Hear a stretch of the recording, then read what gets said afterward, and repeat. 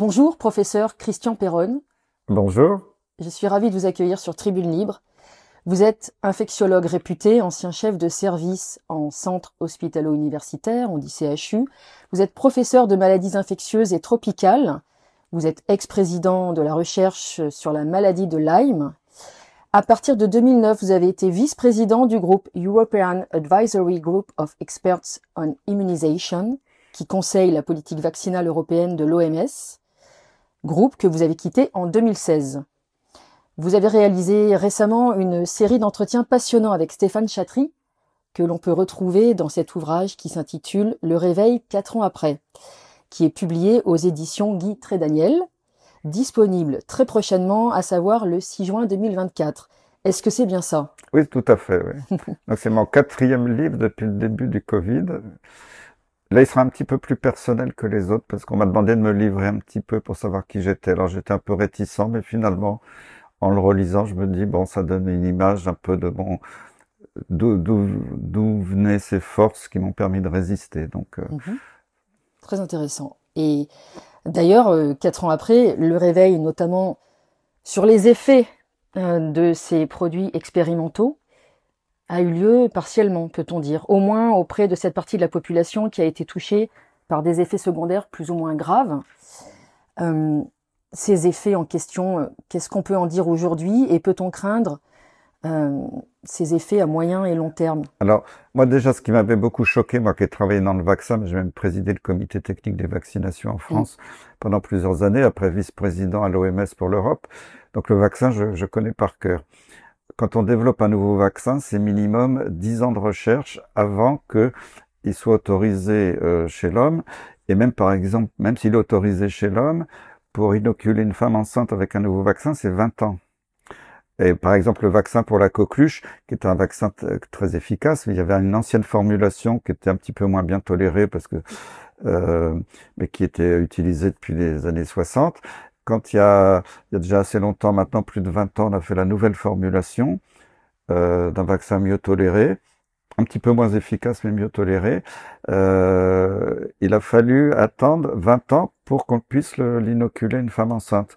Et la règle a été parfaitement respectée. Et là, on sort un produit expérimental. Maintenant, on sait que les brevets étaient déposés avant même l'épidémie de Covid, qu'ils avaient commandé des fioles pour faire le produit avant, qui font des études. D'abord, les études chez l'animal ont été catastrophiques avec des résultats terribles chez les rats où il y avait eu des décès, des malformations fétales. Bon, ils ont masqué tout ça. Ils ont dit bon, le rat c'est pas un bon modèle, on passe directement chez l'homme. Et en quelques mois, ils sortent du chapeau un produit totalement expérimental en disant ça y est, il est sûr, il prévient de la transmission, il prévient des formes graves, il est super bien toléré. Il y avait 0 données ou des données très bâclées parce que vous savez, là, maintenant, les puristes en sciences, il faut faire des études randomisées, on tire au sort ceux qui reçoivent le produit, ceux qui ne le reçoivent pas, ou un placebo. En fait, dans la vaccinologie, maintenant, c'est jamais des vrais placebos. Ils mettent des excipients, ce qui est pas normal. Hein. Donc, il y a déjà, les règles de la science sont pas respectées quand on fait de la recherche sur les vaccins aujourd'hui, je le déplore. Et ils sortent comme ça dans des grands journaux médicaux, ça y est, les études sont faites. Et je sais pas si vous vous souvenez, c'était, je crois, en fin 2020, une Américaine qui travaillait dans une boîte qui sous-traitait pour un des fabricants de vaccins, qui sous-traitait leurs données pour faire du moulinage sur informatique pour avoir des chiffres publiables. Elle a quand même écrit dans le British Medical Journal, qui est un des plus grands journaux médicaux du monde, attention, moi j'ai constaté quand j'ai sous-traité pour ces données du fabricant, ils ont truqué des données. Et c'est pas moi qui le dis, c'est elle. Elle l'a publié dans un grand journal médical. Mais évidemment, les grands journaux aux ordres français n'ont pas parlé de ça, mais moi, ça m'avait quand même beaucoup choqué. Et en plus, c'était une technologie totalement nouvelle. L'ARN messager, les vaccins n'ont jamais été faits à base d'ARN messager. Alors, c'est un peu technique, mais dans nos cellules, il y a l'ADN, nos chromosomes, nos gènes, c'est de l'ADN, puis c'est transcrit en ARN, dans l'ARN messager, puis après l'ARN messager va sur des petites usines à protéines dans nos cellules qu'on appelle le ribosome et fabrique les protéines. C'est comme si vous en avez les yeux bleus ou les cheveux blonds ou marrons, ça vient des gènes. Hein, donc ça va de l'ADN vers l'ARN, vers la protéine. Et un virus peut venir mettre la pagaille dans cette belle ordonnance de nos cellules. Et normalement, on va de l'ADN vers l'ARN, on va pas à l'envers de l'ARN vers l'ADN. Les coronavirus sont des virus à ARN. Et donc, on injecte l'ARN de la protéine de pointe du virus, la protéine spike. Et en fait, quand on injecte cet ARN, on transforme nos cellules en usine à fabriquer de la protéine spike. En disant, ben, c'est très bien, comme ça, cette protéine va stimuler le système immunitaire, va nous protéger. En fait, on sait maintenant que la protéine spike est très dangereuse, à la fois celle du coronavirus, mais celle du vaccin, parce qu'elle induit des caillots, de l'inflammation, parce que pendant le Covid, les gens mouraient pas tant de virus lui-même que de l'inflammation et des thromboses, des caillots générés par le virus. Bon, il y avait déjà des premiers résultats scientifiques à l'époque. Hein. Donc voilà, on nous sort du chapeau un truc en disant, vous inquiétez pas, l'ARN messager il va être détruit tout de suite, ça va durer quelques heures, quelques jours maximum. Après, il y aura plus de traces de ce qu'on a injecté, il y aura que la réponse immunitaire très positive de l'individu.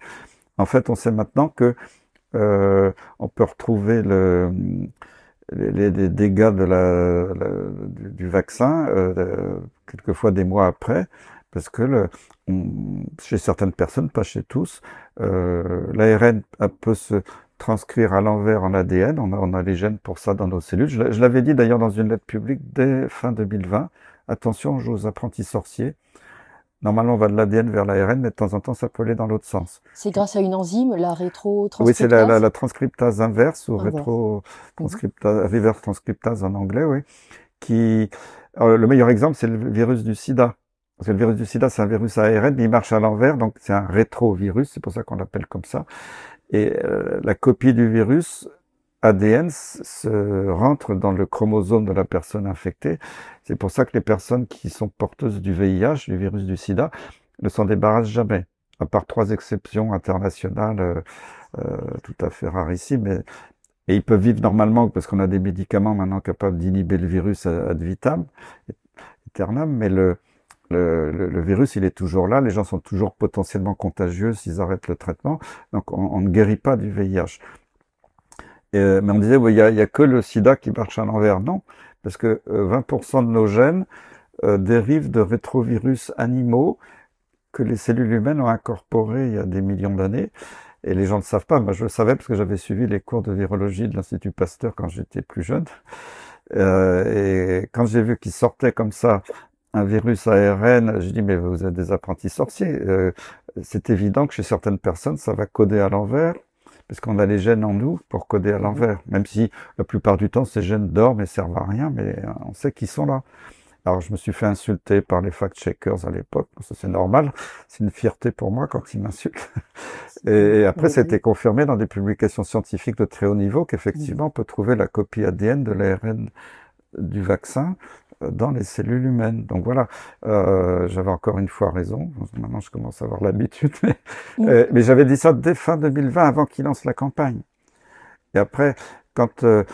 vous savez, ils ont tous dit sur les plateaux de télé, je citerai pas de nom, mais on sait très bien qui, ou des ministres dire on a la certitude que ça protège de la transmission. Ils avaient 0 donnée. Et c'est une des directrices adjointes de Pfizer qui l'a avoué devant le Parlement européen, parce qu'il y a un député européen, Rob Ross, qui est un Hollandais super, qui l'a un peu poussé dans ses retranchements. Écoutez, madame, arrêtez votre blabla, je veux savoir si oui ou non vous avez des résultats sur la transmission. Et là, elle s'est trouvée un peu penaude, elle a dit, mais non, on n'a pas étudié. Et pourtant, c'est sur la base de ces fausses affirmations qu'on a suspendu les soignants en disant, si vous n'êtes pas inoculé, je dirais pas le mot vacciné, depuis le début, je dis, c'est pas un vaccin, c'est un produit expérimental. Si vous n'êtes pas inoculé, vous allez transmettre, donc mettre en danger vos collègues à l'hôpital, les malades, vous allez être responsable de mort partout. C'était totalement faux et inventé. Et le jour d'ailleurs où la directrice de Pfizer a avoué ça, normalement un ministre compétent aurait dû dire bah on s'est fait avoir, on nous a raconté des histoires, on arrête immédiatement, on réintègre tout de suite les soignants. Non, c'était la folie furieuse quoi. Et alors après on a vu très rapidement, alors que le Covid lui-même, bon malheureusement il y a eu des millions de morts dans le monde, il faut leur rendre hommage à leur famille parce que c'était terrible. il y a que les 2 premières vagues qui ont été dangereuses. Après le virus, il a muté, il est devenu très bénin. Maintenant, quand on nous fait peur encore, je vois des gens qui reçoivent des lettres de l'assurance maladie. C'est très important de vous faire vacciner. Encore l'autre jour, hein, on est au mois de mai 2024, des gens que je connais, dont les médecins exigent un rappel de ce pseudo-produit pour le Covid pour continuer à les prendre en charge à l'hôpital. C'est absolument honteux, alors que maintenant, le Covid, même si le virus circule encore, est totalement bénin, donne des rhumes et des bronchites. Bon, malheureusement, il était dangereux lors des 2 premières vagues, mais dangereux pas pour tout le monde. Il était dangereux pour des personnes très âgées, plus de 85 ans, qui avaient des facteurs de risque, des plus jeunes un peu, mais qui avaient des facteurs de risque majeurs, des grands obèses, des gens qui avaient des hypertensions artérielles, des problèmes cardiovasculaires pulmonaires très importants, des diabètes très sévères. Mais à part ces personnes-là, bon, il y a des gens qui ont été très malades sur le moment, mais la mortalité, il y a pratiquement pas eu d'excès de mortalité, quoi. C'était pas pire que certaines années de grippe. Maintenant, on a les preuves, on a le recul. Donc, le Covid n'a pas été le grand tueur que les médias nous racontaient tous les soirs quand Jérôme Salomon comptait les morts tous les soirs à la télé. Parce que beaucoup de morts attribuées au Covid étaient morts d'autre chose, mais ils avaient le test PCR qui était faussement positif, donc on disait il est mort du Covid. Donc, l'excès de mortalité a commencé après les campagnes d'inoculation du pseudo-vaccin. Et c'est dans tous les pays qui ont inoculé. Et comme par hasard, il n'y a pas d'excès de mortalité dans les autres pays. Et ils disent, on ne sait pas d'où ça vient. Oui, alors c'est reconnu, hein. Même dans tous les pays, les organismes officiels reconnaissent, ah ben tiens, c'est bizarre, depuis 2021, il y a des augmentations de mortalité inexpliquées, même chez les jeunes. Alors qu'on voit tous ces sportifs, il y en a plus de 1000 dans le monde qui se sont écroulés sur les terrains de foot ou en courant. Les navigants, les pilotes, les hôtesses de l'air, les stewards qui sont morts en vol parce qu'avec la baisse de la pression atmosphérique et du taux d'oxygène dans la cabine, ou alors qu'on fait des arrêts cardiaques dans le cockpit. Bon, maintenant, il y a des centaines de pilotes et de navigants qui font des plaintes en justice aux États-Unis, en Europe pour ça. On voit tous ces accidents vasculaires cérébraux, ces infarctus, ces turbocancers. C'est pas... Même l'année dernière, les cancérologues officiels niaient le truc. Non, turbocancer, ça n'existe pas. Bon, maintenant, je vois même les sociétés officielles de cancérologie en France et dans d'autres pays qui commencent à reconnaître, ah bah tiens, oui, c'est curieux, il y a une explosion du nombre de cancers du pancréas et d'autres cancers. Ah, mais on ne sait pas d'où ça vient. C'est probablement le réchauffement climatique, encore un coup. C'est responsable de tout, lui. Donc, et puis la stérilité. Il y a une chute de la natalité en France, au Québec, dans plein de pays qui ont inoculé. Même Macron l'a reconnu. Il a fait un discours en disant qu'il faut réarmer, il voulait réarmer l'Ukraine, mais il fallait réarmer les Français pour féconder. Le réarmement démographique. Ouais, non, mais c'est complètement hallucinant qu'on a tous les chiffres sous les yeux. On sait que ces produits n'ont absolument pas marché. Alors déjà, on l'a vu, n'ont pas marché sur la transmission, mais ça n'a absolument pas protégé des formes graves. Au contraire, les gens inoculés avec le pseudo-vaccin ont fait beaucoup plus de Covid et beaucoup plus de formes graves et sont beaucoup plus morts. Et c'était déjà dit par les autorités anglaises de santé publique dès 2021. Je l'avais mis la dernière fois, une des rares fois, j'étais invité à la télévision officielle. Je l'avais dit, j'avais les chiffres sous les yeux que j'avais envoyés à la télé, des données de santé publique Angleterre, que les gens inoculés avec le pseudo-vaccin, si par hasard ils rencontraient le coronavirus, et qui faisaient une forme grave, ils avaient 4 fois plus de chances de mourir que s'ils n'étaient pas inoculés. Et ça se confirme maintenant. Et maintenant, il y a encore des chiffres tout récents d'Angleterre qui montrent que même chez les enfants inoculés meurent beaucoup plus. Maintenant, c'est prouvé. Donc, comment on peut encore envoyer, l'assurance maladie envoie encore à des Français aujourd'hui, c'est impératif, quoi. Et maintenant, c'est plus obligatoire, heureusement, mais quelquefois, les médecins abusent de leur pouvoir pour faire croire à leurs patients que c'est toujours obligatoire pour se faire soigner. Et s'il y a des médecins qui font ça, il faut les dénoncer. C'est honteux. Il y a des chiffres, il y a des publications. Ces produits ne marchent pas, ces produits sont dangereux, ces produits ont tué, ces produits donnent des cancers, ces produits donnent des accidents vasculaires, ces produits donnent de la stérilité, induisent beaucoup de maladies auto-immunes. Il y a une flambée des maladies auto-immunes. Là encore, ils disent, ah ben, c'est le réchauffement climatique, les perturbateurs endocriniens. Non. Parce que, en matière de vaccination, quelquefois des gens anti-vaccinaux ont abusé en faisant croire que des vaccins étaient responsables de plein de trucs, mais souvent c'était des coïncidences, parce que j'ai beaucoup analysé ces statistiques pendant des années. Il y a des maladies qui n'ont pas du tout augmenté, mais qui ont été sur le dos des vaccins, parce que les gens étaient vaccinés avant, et que ça n'avait rien à voir. Mais là, on peut pas parler de coïncidence, parce que tous les vaccins confondus pendant 20 ans, il y avait un peu d'effets secondaires graves, ça a toujours arrivé, mais là d'un seul coup, il y a un pic comme l'Himalaya, sur un seul produit. Donc c'est impossible de continuer à parler de coïncidence, c'est scandaleux. Et pourtant, c'est ce que font encore beaucoup de journalistes sur les médias de grand chemin, ce que font ces fact-checkers qui souvent racontent n'importe quoi, qui regardent la vraie science. Et les gens disent, ouais, mais on sait pas, il n'y a pas les données. Si les données existent, pourquoi on ne les voit pas? Parce qu'elles sont censurées. Et c'est la censure qui maintient tout ce système en équilibre. C'est pour ça qu'ils veulent attaquer tous les médias alternatifs, ils veulent fermer Internet, parce que la vérité, elle est là. Et ça leur fait peur. Jean-François Lesgard, biochimiste marseillais, dit que le Covid est une maladie immuno-inflammatoire associée au stress oxydant. Vous le rejoignez? Tout à fait. Et on a aussi, j'avais participé à une publication avec Jean-Marc Sabatier aussi là-dessus. On l'a bien vu, moi j'ai vécu la première vague du Covid et la deuxième, après c'était une maladie beaucoup plus bénigne.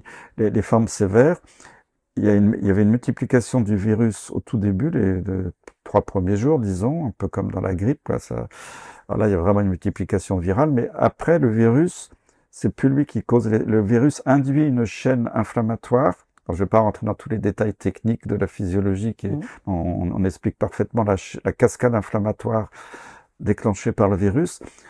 Et cette cascade inflammatoire va attirer des liquides, de l'eau dans les poumons, dans les différents organes, des thrombos, c'est-à-dire des caillots dans les vaisseaux.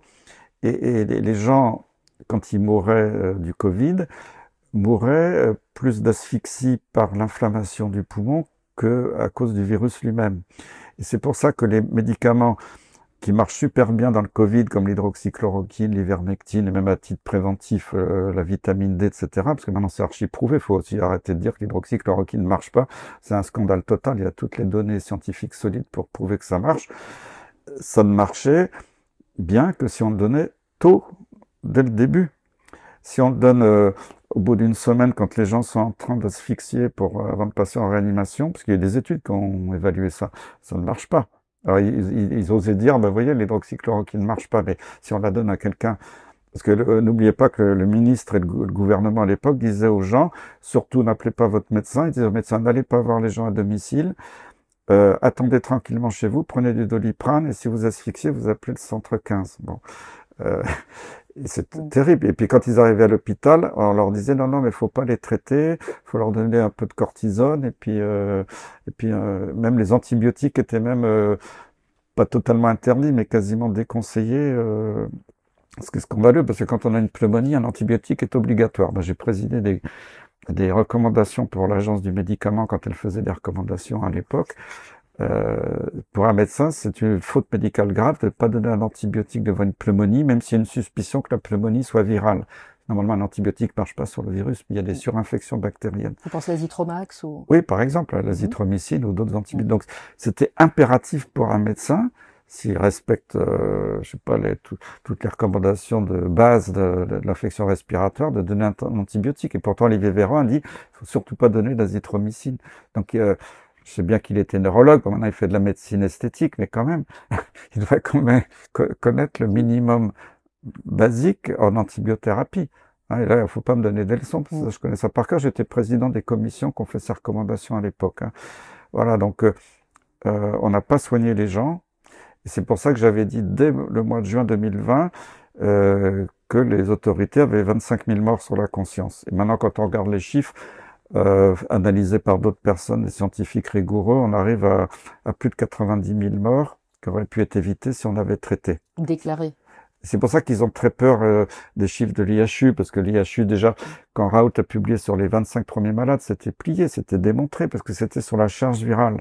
On pouvait pas discuter, c'était statistiquement significatif. Les gens ont rigolé, non, mais 25 malades, c'est rien, il n'y a pas de groupe témoin. On s'en fout d'un groupe témoin. Quand la charge virale baisse, elle baisse.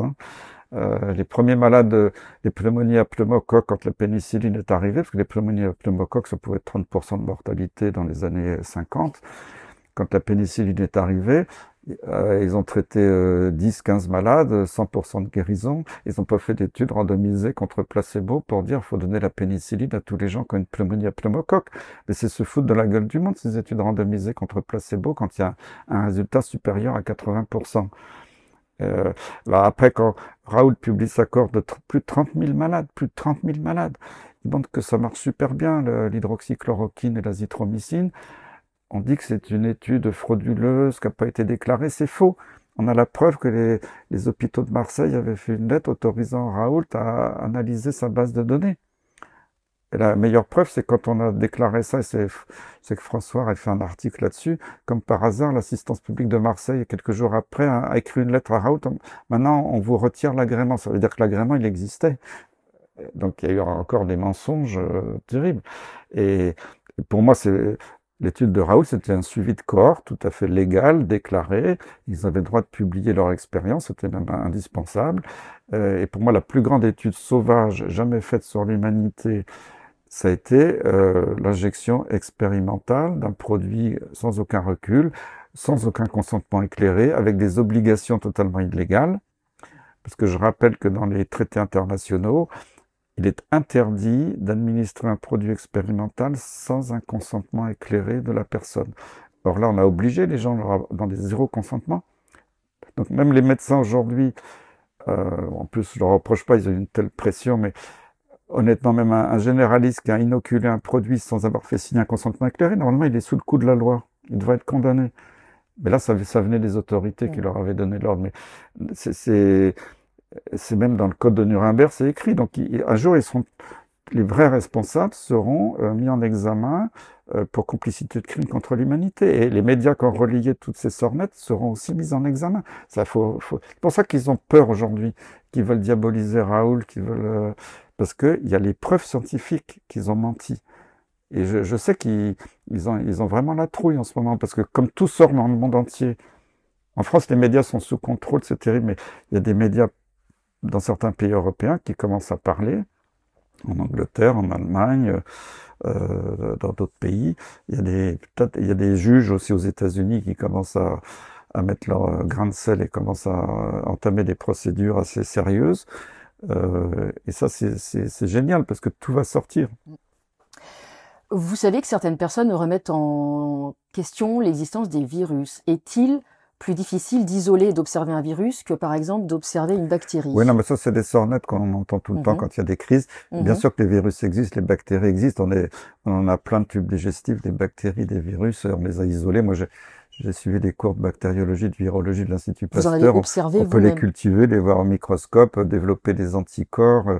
Alors, toute la vaccination repose là-dessus. C'est d'évidence scientifique. Et maintenant, je sais pas, il y a des farfelus qui disent, ah ben, le virus n'existe pas, c'est une invention. Alors, après, ils parlent de la 5G, d'autres trucs. C'est possible. Moi, je suis pas compétent là-dedans. Je vais pas m'embêler dans ces débats. Oui, on peut imaginer que l'action des ondes sur le comportement des virus peut être... Non, mais là, juste pour finir sur ces virus, ils disent, oui, mais alors le virus, il n'est pas cultivé comme d'autres virus. Oui, parce que la virologie a beaucoup progressé. Il y a des virus parce qu'un virus, d'abord, ça pousse une bactérie. Souvent, il suffit de la mettre sur un pot de confiture. Je schématise, quoi, des gélos spéciales et on les voit et poussent. Alors, les bactéries poussent pas très bien, d'autres poussent très bien. Les virus, c'est plus compliqué. Il y a des virus qui ne poussent jamais sur des milieux de culture artificiels. On peut pas, on a essayé tous les milieux, mais on les isole. Alors, quelquefois, on les voit au microscope électronique. Maintenant, ce qui a fait faire de gros progrès depuis quelques décennies, c'est le séquençage génétique.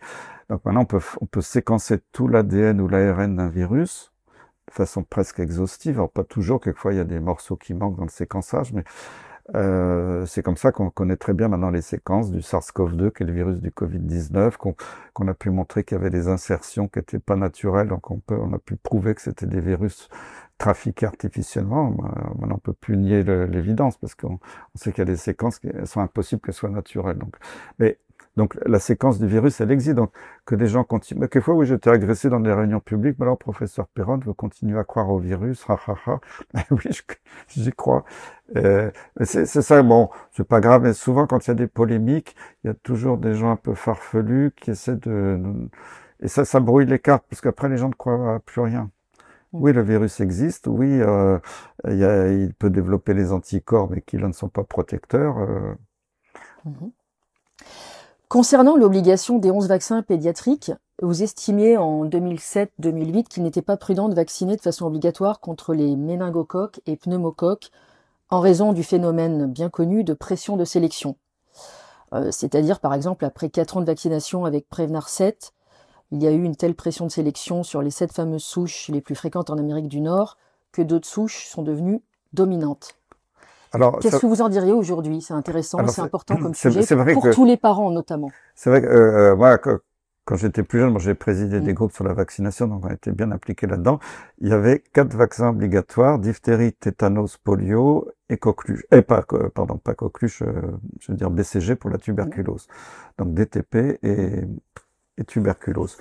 Tous les autres vaccins étaient simplement recommandés. Enfin, souvent quand même, et ils étaient un peu exigés pour entrer à l'école, même si c'était pas une obligation d'État. Bon, la plupart de ces vaccins étaient d'excellents vaccins avec une très bonne tolérance. Il y avait quelquefois des effets secondaires, mais qui étaient bien connus. Bon, le vrai vaccin qui a donné beaucoup d'effets secondaires, c'était celui de la variole. Il a été arrêté depuis les années 70 ou la fin des années 70 ou début des années 80, je sais plus la date exacte, parce que la variole a été éradiquée dans le monde. Mais la variole, ça tuait 30% des enfants à chaque génération. On l'a oublié. Donc, entre tuer un virus qui tuait 30% des gens et un vaccin qui donnait des effets secondaires graves 1 fois sur 1000, et bon, c'était justifié à l'époque. Mais après les autres vaccins, il peut toujours avoir un risque de choc anaphylactique, comme si on mange aussi des crevettes ou qu'on prend un antibiotique, on est allergique à la pénicilline. Il y a eu des morts, et que c'est 1 fois sur 1 million, ça peut arriver. C'est triste, mais ça a toujours été comme ça. Après, il y a des effets secondaires bénins, bon, une douleur au point d'injection, un peu de fièvre. Après, il y a eu certains vaccins étaient incriminés dans des choses plus délicates à prouver, mais il y a eu des effets secondaires reconnus, une certaine prudence dans certaines familles, et ça, c'était tout à fait logique. Alors, ce qui gênait beaucoup les autorités, c'est qu'il y en ait... Alors, c'est moi qui avais obtenu, moi, pas tout seul, avec des collègues, on avait obtenu l'abolition de l'obligation vaccinale par le BCG. Parce que le BCG est pas très... Quand il n'y a plus beaucoup de tuberculose dans un pays, le BCG sert plus à grand chose parce que il protège qu'à 50% contre la forme pulmonaire qui est la forme contagieuse. Le BCG était excellent quand il y avait beaucoup de tuberculose parce qu'il protégeait à 80% contre les formes graves de l'enfant, les méningites tuberculeuses, les miliaires, c'est les formes disséminées de tuberculose qui étaient gravissimes, qui tuaient les enfants. J'en ai encore vu des cas quand j'étais interne ou jeune assistant, maintenant ça a disparu. Donc, le fait que la tuberculose était contrôlée aussi par les traitements, les isolements, il n'y avait plus besoin du BCG obligatoire. On a continué à le recommander pour des familles à risque, notamment des immigrés dans des pays comme l'Afrique où il y avait encore beaucoup de tuberculose, parce que c'était des familles plus à risque. Et c'était justifié de le recommander, mais pas forcément de maintenir l'obligation. Donc, là, on a été écouté, mais c'était 10 ans de combat pour obtenir l'abolition de l'obligation de BCG. Mais on l'a obtenu. Après, il y avait le débat. C'est pas normal qu'il y ait 2 régimes, parce que diphtérie, tétanos, polio, bon, il y en a presque plus en France. Bon, ceci dit, bon, le tétanos, c'est dans le sol. Si on arrête le vaccin, il va revenir. Hein, donc c'est pas parce qu'il y en a plus que le vaccin est inutile, mais c'est pas des maladies qui sont des fléaux menaçants aujourd'hui. Alors pourquoi ces 3-là sont obligatoires, alors que d'autres maladies où c'est pas obligatoire sont beaucoup plus fréquentes? Par exemple, l'hémophilus influenzae, personne n'en parle. L'hémophilus petit b. Quand j'étais encore assistant, surtout interne puis assistant et même un peu après, c'était la première cause de méningite bactérienne du nourrisson et c'était une maladie terrible. Si elle n'était pas prise en charge très vite, il y avait des morts, des séquelles. C'était une méningite redoutable et ça donnait aussi d'autres infections très graves chez le nourrisson. Cette maladie a totalement disparu avec le vaccin hémophilus, quasiment totalement, et c'était vraiment l'infection qui était redoutée dans les urgences de pédiatrie. Donc c'était un immense succès de la vaccination, l'hémophilus. Et donc le risque était beaucoup plus grave que le risque de faire la polio ou la diphtérie. Pourtant, c'était pas obligatoire. Donc, ce double régime a mené à beaucoup de débats. Moi, je sais, quand je présidais le comité des vaccinations et après au Conseil de la santé publique, la plupart des experts dans mon groupe et moi-même, on était plutôt pour supprimer toutes les obligations, que tout soit recommandé, mais fortement recommandé éventuellement, et puis avec surtout un travail d'information, avec des données scientifiques, de vulgarisation, pour que les gens soient convaincus, que ce soit pas imposé comme ça. Après ça, donc moi, tant que j'étais président, ça n'a pas été rendu obligatoire. Et après, j'ai arrêté de présider toutes ces commissions il y a quelques années. C'est moi qui avais fini par démissionner parce que ils voulaient que je reste, mais il y avait une dérive qui me plaisait pas dans la façon de gérer la santé publique. Parce que je sentais venir les choses, je sais pas, j'ai peut-être un instinct. Mais après, mais j'étais déjà plus président. D'ailleurs, ils ont transféré le comité des vaccinations qui était au Conseil de la santé publique, ils l'ont transféré à la Haute Autorité de Santé. Ça, c'était après ma démission. Et après, quand c'était à la HAS, ils ont rendu tous les vaccins de l'enfant obligatoires. Alors c'est vrai que malheureusement j'avais signé une lettre, mais j'étais un peu bête ce jour-là, mais il y avait des ligues anti-vaccinales qui racontaient quelquefois tellement de bêtises sur les vaccins que ça m'avait énervé. Puis un peu sous pression, j'avais signé une lettre en faveur des obligations, mais bon, c'est arrivé une fois, j'ai le droit de faire une bêtise, mais je reconnais que maintenant je trouve ça complètement idiot et qu'il vaut mieux responsabiliser les gens, surveiller étroitement ces maladies, et si jamais on voit un rebond, d'ailleurs, comme sensibiliser les parents, en disant, écoutez là, vous voyez, vous voulez pas vacciner votre enfant, mais cette maladie est en train de rebondir. Et je pense que les parents, ils sont pas idiots. C'est s'ils voient que leur enfant est à risque, ils vont le faire. Et après, il y a toutes ces polémiques sur les effets secondaires. Alors, la plus grande en France, mais qui a touché que la France et la Belgique francophone, c'était l'histoire hépatite B, sclérose en plaques. Bon, honnêtement, quand on regarde, il s'est rien passé. Le gros problème à l'époque, c'est que les 2 fabricants de vaccins hépatite B ont été bien au-delà des recommandations officielles à l'époque, c'était de vacciner que les gens à risque. Parce que c'était le sexe ou la seringue. Et donc c'était notamment le personnel de santé, parce que moi quand j'étais jeune médecin, beaucoup de médecins, d'infirmières s'étaient contaminés avec les seringues en se piquant. Moi j'ai des collègues qui ont eu des hépatites B très sévères, il y en a qui ont eu des cirrhoses, d'autres du cancer du foie. Le vaccin fait disparaître tout ça, c'est un effet remarquable. Et l'histoire de la sclérose en plaques, c'est comme les fabricants avaient fait une pub éhontée auprès de tous les médecins généralistes pour vacciner toute la France. Chez les gens qui n'étaient pas du tout à risque, comme des personnes âgées allaient au club Méditerranée, on disait il n'y a pas d'âge pour se faire vacciner. Alors, il n'y avait pas de risque d'attraper un couple de retraités, pouvait pas attraper l'hépatite B en allant en vacances. Et on a vacciné je sais plus, plusieurs dizaines de millions de Français en l'espace de 2 ans. Et à l'époque, il y avait 4 injections dans l'année. Maintenant, on n'en fait plus que 2 au total pour la vie, mais il y en avait 3 à un mois d'intervalle, plus un rappel 6 mois, 1 an après. Donc quand vous injectez des dizaines de millions de vaccins, ça fait des quarantaines de millions de doses à toute une population. Pendant ces 2-3 ans où ça s'est produit, tous les gens qui cette année-là ont une maladie auto-immune, une sclérose en plaques, qui seraient venus de toute façon, ils ont dit, ah bah ouais, j'étais en pleine forme jusque-là, comme par hasard, cette année-là, on me vaccine contre l'hépatite B, je fais une sclérose en plaques. Alors c'est tombé sur la sclérose en plaques plus qu'une autre maladie dite auto-immune, parce qu'il y avait quelqu'un dans l'entourage de Kouchner qui avait une sclérose en plaques, qui avait convaincu le ministre que c'était à cause du vaccin. Bon. Mais quand on a regardé les données, il s'est rien passé. Maintenant, on a un recul. Le vaccin hépatite B est quasiment généralisé. Voilà, c'est une polémique mais qui a fait beaucoup de mal à la vaccination en général. Alors après, il y a l'histoire de l'autisme. Ça m'intrigue beaucoup parce qu'on ne peut pas le nier, il y a une flambée du nombre d'autistes. Alors c'est peut-être les vaccins, moi je suis pas contre, mais ce que je déplore, c'est que les autorités fassent pas des études sérieuses pour dire si c'est vrai ou c'est pas vrai. C'est pas moi qui peux dire si le vaccin à rougeole, oreillon, rubéole donne l'autisme ou pas. Il y a des signaux, il y a beaucoup d'alertes. Alors, ce qui est curieux, c'est que des gens disent, c'est à cause de l'aluminium, mais dans le vaccin ROR, rougeole, oreillon, rubéole, il n'y a pas d'aluminium, donc c'est un débat qui colle pas bien. Pourquoi la rougeole naturelle, la rubéole naturelle, les oreillons naturels donnent pas l'autisme, si c'était ça, et que le vaccin rougeole tout seul donne pas l'autisme, ce serait l'association des 3 qui donnerait, je ne sais pas. Il y en a qui disent, c'est peut-être de faire en même temps la rougeole et la rubéole, ce qui se fait pas dans la nature. Ça pourrait peut-être perturber chez certaines personnes le système nerveux, si possible, mais ce serait très facile à démontrer. Il suffit que les autorités disent, on va faire une étude randomisée, on va vacciner les enfants avec le ROR, d'autres avec la rougeole toute seule. Maintenant, les labos, ils ont supprimé le vaccin rougeole, il est tout seul. Bon, on pourrait le faire si vraiment les autorités exigeaient ça des laboratoires, et on aurait la réponse assez vite. On fait pas d'études, c'est ça qui me désole. On dit non, non, c'est pas possible. Ben, moi, j'en sais rien. Alors après, je dis pas forcément que c'est le vaccin, parce que c'est une flambée d'autisme depuis 20 ans. Pourquoi ce serait pas les téléphones portables que les gamins ont toute la journée sur eux? Pourquoi ce serait pas les perturbateurs endocriniens, les pesticides, des produits chimiques? Moi, je suis ouvert parce c'est les détracteurs du vaccin qui ont tout focalisé sur la vaccination, mais j'en suis pas persuadé. Mais je suis pas contre, encore une fois. Je suis pas. Ça mériterait une étude Faut avoir une démarche scientifique. C'est comme l'aluminium. Moi, je suis pas du tout convaincu. L'aluminium, les gens ne savent pas, c'est le 3e élément chimique sur Terre. Quand je pose la question autour de moi, personne ne le sait. Il y a l'oxygène, le silicium, l'aluminium. Et dans la nature, il est tout seul ou pas tout seul, l'aluminium? Ah ben, il est dans des produits chimiques complexes, mais il est coupé. il y a beaucoup plus d'aluminium sur Terre que de carbone ou de fer. Les gens ne savent pas. Il y en a dans l'eau du robinet, il y en a dans les aliments. Tous les légumes contiennent de l'aluminium. Les aliments les plus riches en aluminium, vous savez ce que c'est, non?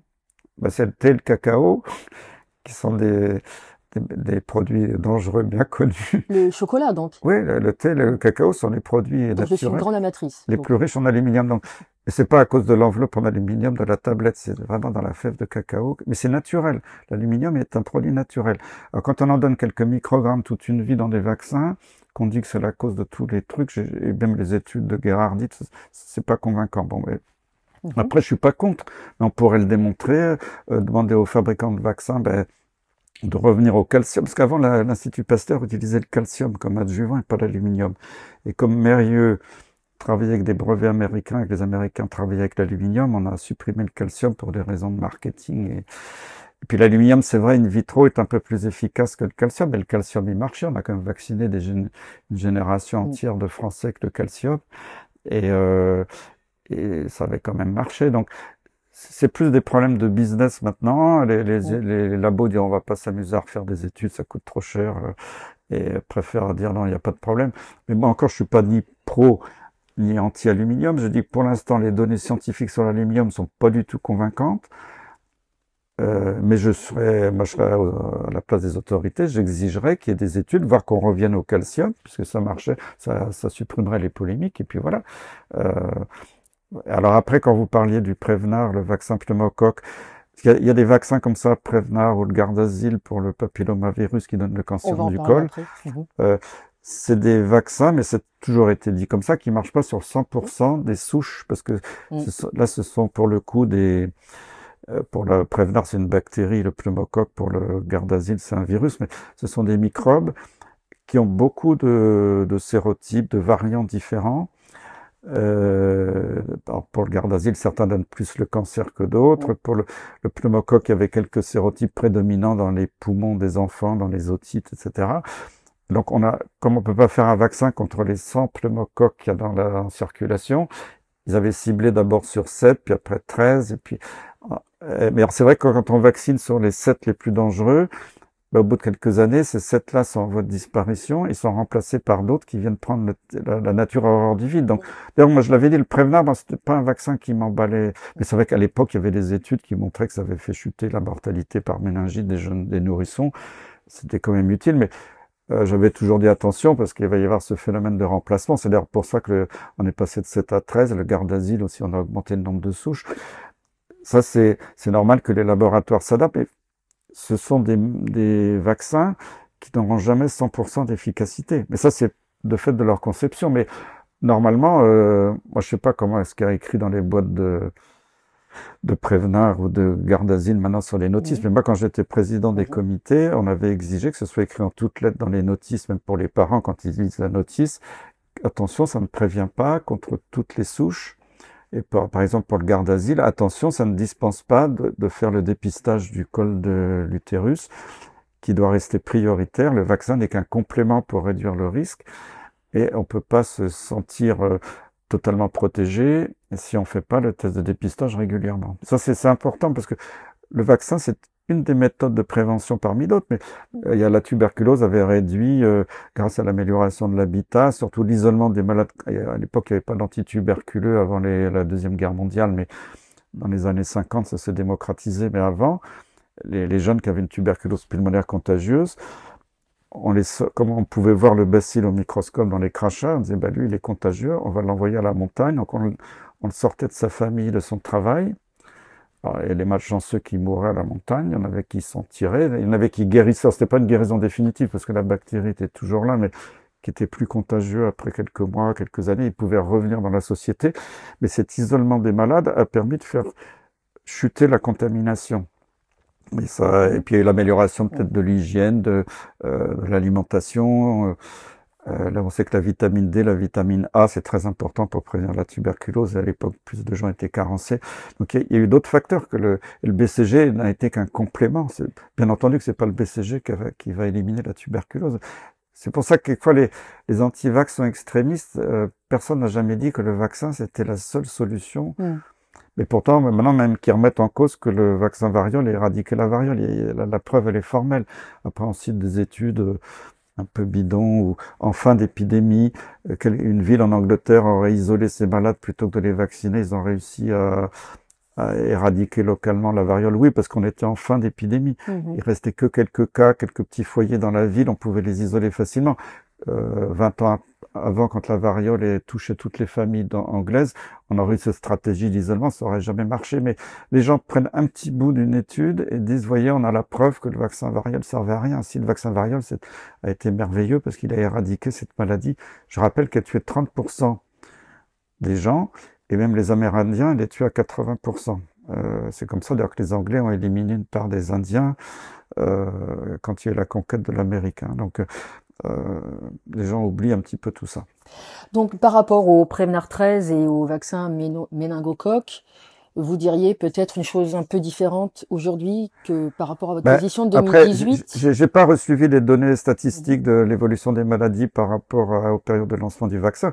S'il y a un phénomène de remplacement important, c'est vrai qu'il faut se poser des questions. Si ça reste marginal, ce qui était le cas encore jusqu'à une période récente, encore une fois, j'ai pas réanalysé les données, là je suis plus aux manettes. Mais c'est vrai que ces vaccins ont quand même permis d'éviter beaucoup de méningites. Moi, quand j'étais encore, il y a pas si longtemps avant qu'il y ait tous ces vaccins pour les méningites, on voyait encore régulièrement des méningites à méningocoque dans les hôpitaux, et il avait la forme dramatique qu'on appelait le purpura fulminans, où un gamin était très bien le matin, avait mal à la tête et de la fièvre à 16 heures, était mort à 21 heures, et c'était des espèces de... Alors, heureusement, c'était pas toutes les méningites à méningocoque comme ça, mais la méningite à méningocoque, c'était redoutable, c'était la hantise dans les familles. Bon, faut quand même voir que ça a chuté. Alors, ça a peut-être pas totalement disparu parce que ces vaccins sont pas... En tout cas, pour la méningite C, il y a qu'un seul type de méningite, quoi. Mais pour le B, où ça couvre pas la totalité des souches B qui circulent, c'est moins efficace. Donc, on va pas contrôler toute la méningite qu'avec ça. Après aussi, le danger en médecine de ville, c'est comme on a essayé de diaboliser les antibiotiques. Les médecins n'osent plus prescrire d'antibiotiques. On voit réapparaître des maladies graves bactériennes parce que on dit aux médecins prescrivez plus d'antibiotiques. Alors les antibiotiques, c'est des produits absolument merveilleux qui ont changé la donne. C'est grâce aux antibiotiques et aux vaccins que la population mondiale est devenue aussi nombreuse. Après, il y en a qui le regrettent, qui voudraient qu'il y ait moins d'habitants. Enfin, on peut... C'est quand même, faut reconnaître ça. Alors après, il y a eu le problème de la résistance aux antibiotiques. Et en ville, c'est parce que on a trop utilisé des antibiotiques qui marchaient pas très bien, qui sélectionnaient des mutants chez le pneumocoque. Et ça n'a pas été bien fait. On a diabolisé l'amoxicilline, qui est un médicament merveilleux, mais il coûte pas cher. D'ailleurs, maintenant, il est en rupture de stock permanente. Moi, j'ai une petite fille là qui a une otite. Le médecin a prescrit l'amoxicilline. Ma fille a fait je sais pas combien de pharmacies la semaine dernière et il y en a plus dans les pharmacies parce que ça rapporte pas à l'industrie pharmaceutique. Ils essaient de nous fourguer des antibiotiques modernes moins efficaces, mais qui coûtent bien plus cher. Bon, c'est pas normal ça. Et donc faut pas non plus diaboliser les antibiotiques. La résistance est essentiellement chez des gens très fragiles, les gens qui ont des cancers, qui ont eu plein de chimiothérapies, qui sont immunodéprimés, qui sont en réanimation avec des tuyaux partout. Des germes d'habitude peu virulents peuvent s'attaquer et tuer. Donc maintenant, on dit tous les gens meurent d'infection nosocomiale. Oui, parce que les gens meurent plus à la maison tranquillement, c'est pas marrant, mais de leur cancer, mais ils meurent à l'hôpital avec des tuyaux partout. Donc ils finissent toujours par mourir d'une infection. Donc bien entendu que dans l'avenir, ce sera presque 100% des morts qui seront des infections nosocomiales si on pousse le bouchon loin, mais c'est pas forcément la cause du décès. La cause du décès, c'était la maladie sous-jacente et que l'infection n'a fait qu'emporter la personne à la fin. Et alors là, comme on utilise massivement des antibiotiques chez ces personnes-là, là, on génère un phénomène de résistance qui est majeur. Mais à part ce problème ponctuel, faut arrêter de diaboliser l'utilisation des antibiotiques en ville. Je dis pas de faire n'importe quoi, mais là, je trouve que c'est excessif dans l'autre Bien sens. sûr. Donc, si j'écoute votre discours, vous êtes pour le cas par cas, la nuance et la vraie science, donc celle du débat. Je peux faire référence, par exemple, à ce qui s'est passé récemment avec le plan de financement de la sécurité sociale. Un cavalier législatif, donc c'est-à-dire un article de loi qui introduit des dispositions qui n'ont rien à voir avec le sujet traité par le projet de loi, a introduit la nouvelle obligation vaccinale qui va passer à 15 vaccins en 2025. Vous seriez plutôt favorable à une obligation pour un nombre restreint de vaccins, mais plutôt une recommandation au cas par cas et de Moi, la je nuance. serais pour supprimer toutes les obligations. Ça devrait être des recommandations. Mhm. D'ailleurs, Bernard Kouchner avait lancé l'idée de la démocratie sanitaire, responsabilisons les citoyens, c'est à eux de décider, faut leur faire faut les éclairer pour que les gens donnent un consentement, il doit être éclairé. Alors après, moi, ce qui me choque beaucoup, d'ailleurs, j'ai préfacé le livre de Robert Kennedy Jr. qui s'appelle, alors je sais plus dans quel ordre, c'est Bill Gates, Anthony Fauci, Big Pharma, aux éditions Marco Pieter, Belgique. Alors ça c'est j'ai préfacé la version française. C'est un livre assez épais, mais c'est magnifique. C'est 40 ans d'investigation, parce que Robert Kennedy, il est avocat. Justement, il s'est un peu battu pour les excès de la vaccination dans certains cas. Et il démontre, il a eu 0 plainte en diffamation. Le livre, il est sorti depuis plusieurs années.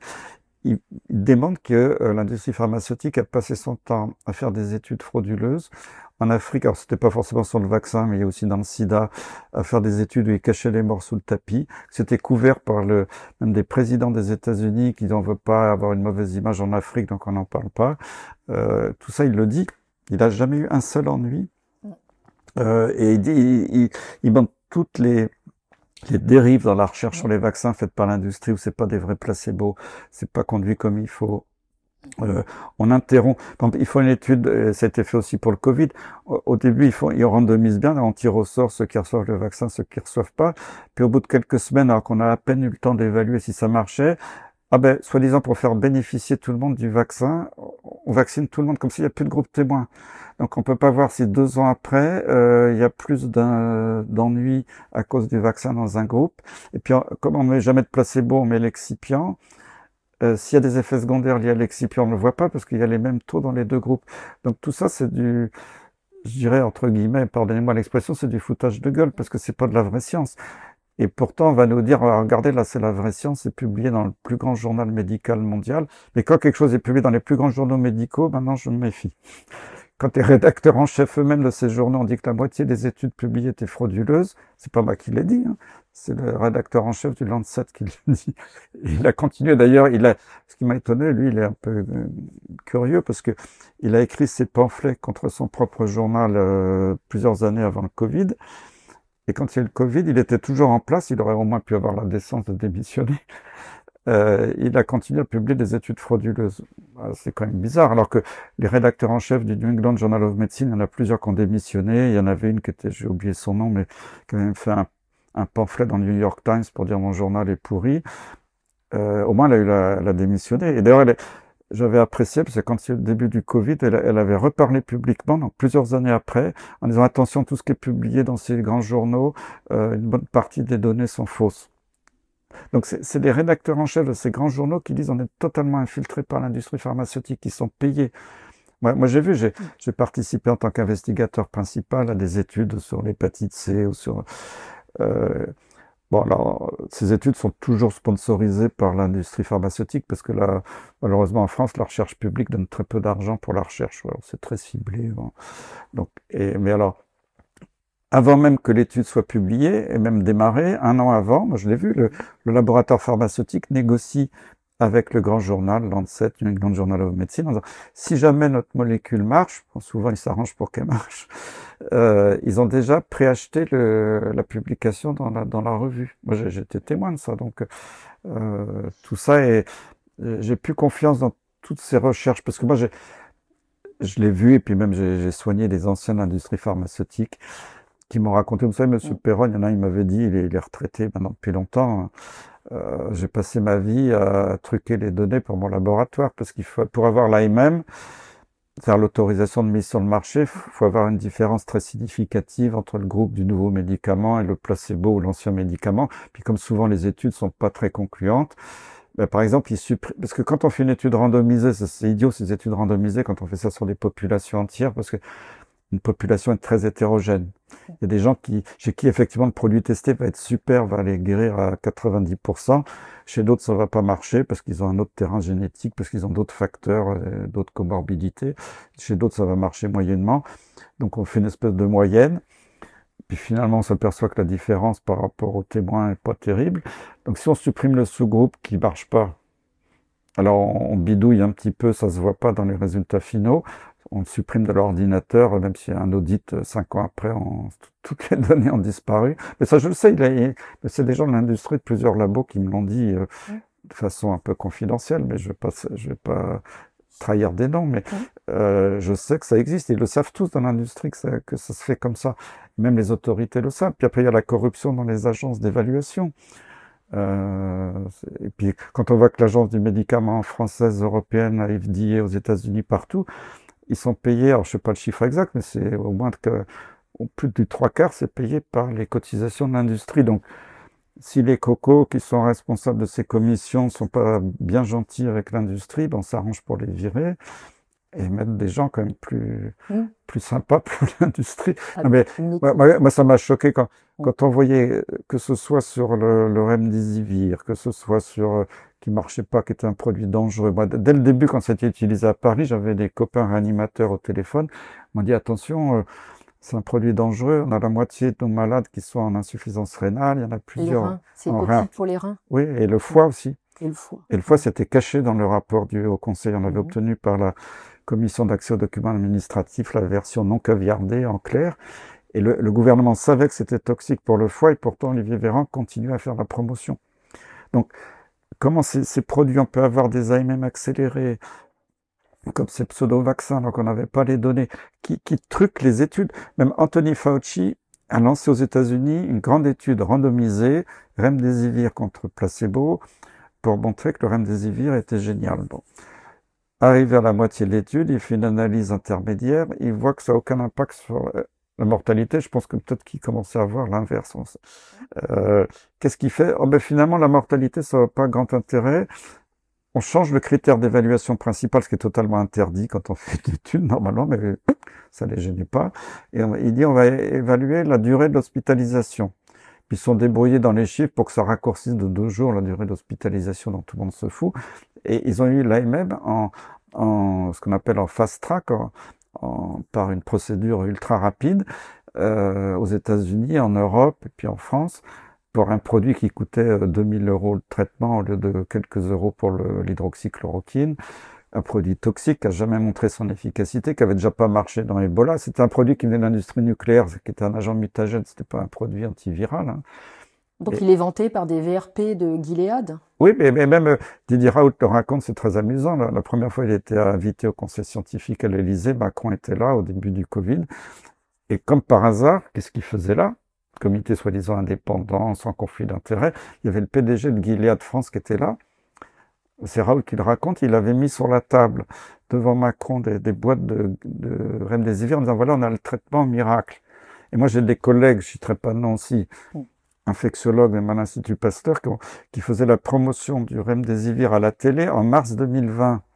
Alors qu'il n'y avait pas de données. Et c'est les mêmes qui disaient, mais l'hydroxychloroquine, faut surtout pas en donner, il n'y a pas d'études. Alors qu'il y avait des études chinoises randomisées qui avaient montré que ça marchait, qu'il y avait des études in vitro sur les coronavirus depuis plusieurs années, que même Anthony Fauci avait déclaré publiquement et écrit dans un journal plusieurs années avant, si un jour il y a une pandémie de coronavirus, l'hydroxychloroquine sera le meilleur traitement.